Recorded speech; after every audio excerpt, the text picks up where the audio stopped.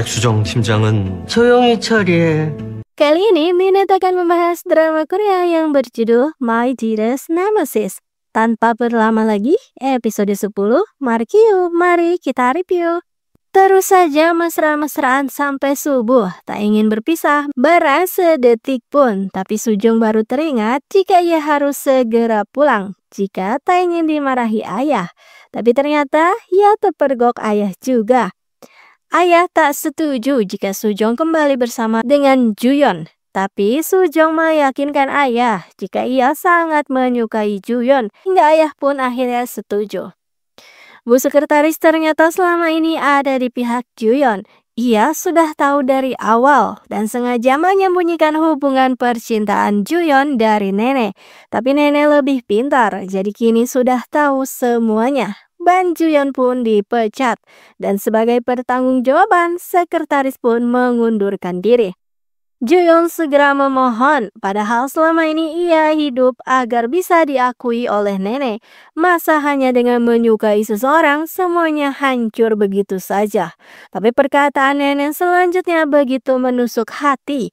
Katanya Juyeon adalah produk gagal dan kenyataan dia adalah darah daging nenek membuatnya muak. Seharian Sujong lalu mencari keberadaannya Juyeon dan dari jauh ia hanya bisa melihat Juyeon yang sedang tertunduk lesu. Akhirnya keduanya bertemu dan saling menguatkan, mencari sisi positif dari hubungan mereka yang kini sudah diketahui publik. Juyeon lalu bertemu dengan sekretarisnya. Ternyata sekretaris mengetahui seluruh kegiatan Juyeon, dari yang suka nonton konser musik dan segala halnya pokoknya. Juyeon pun heran, jika sudah mengetahui semuanya, kenapa tak melaporkan pada nenek?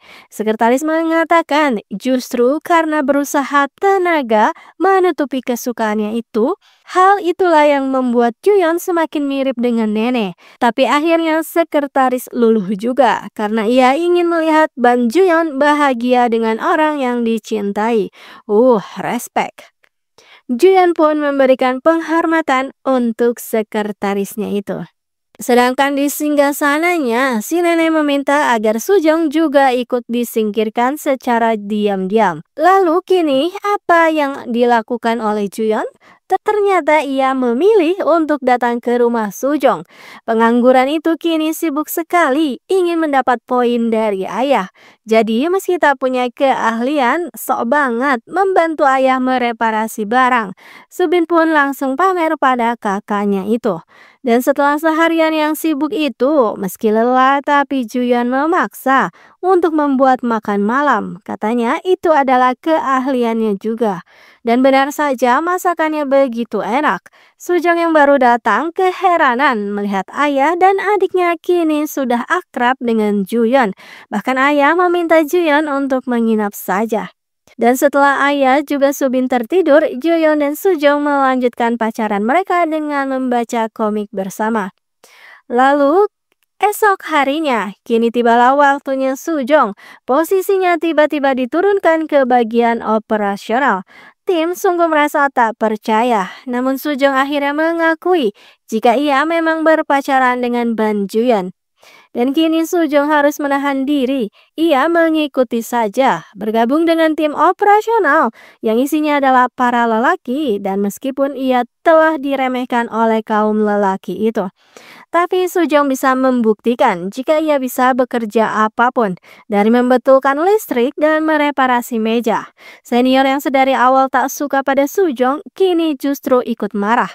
Sebetulnya ia memang tak suka karena Sujong selama ini selalu mengatakan apapun yang diinginkannya tanpa menahan diri. Tapi kini ia juga ikut marah karena tak biasanya Sujong menahan diri seperti ini. Dan sungguh bikin heboh karena mantan suami Hajin tiba-tiba saja muncul. Si ibu yang tak tahu apapun malah meminta Hajin untuk kembali padanya. Sinwon yang ada di sana pun tak terima kekasihnya didekati lagi oleh mantan suaminya. Hajin begitu sudah muak, akhirnya mengatakan alasannya bercerai karena suaminya telah berselingkuh. Kesambar petir gak tuh si ibu? Langsung deh kolesterolnya naik sampai diinfus segala. Di kantor, Sinwon ingin Sujong lebih baik mengundurkan diri saja. Tapi Sujong yakin jika ia ingin bertahan. Nenek lalu mendapat laporan jika Sujong masih kekeh bekerja di perusahaan. Jadi beliau pun memanggil Sujong. Kenapa sih wanita itu keras kepala begini? Nenek meminta untuk mengundurkan diri saja. Apa karena Sujong itu mengincar seorang pewaris? Tapi Juyeon itu tak pantas sebagai pewarisnya karena ia lemah, ucap si nenek. Sujong lalu menjawab jika bisa saja suatu saat nanti Juyeon kembali ke tempatnya.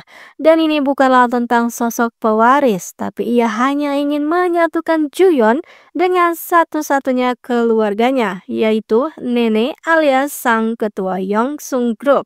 Meskipun nenek tak menganggap keberadaan Juyeon. Sedangkan Sinwon, dia merasa khawatir pada ibunya Hajin dan keberadaan mantan suami Hajin yang kini mengganggu.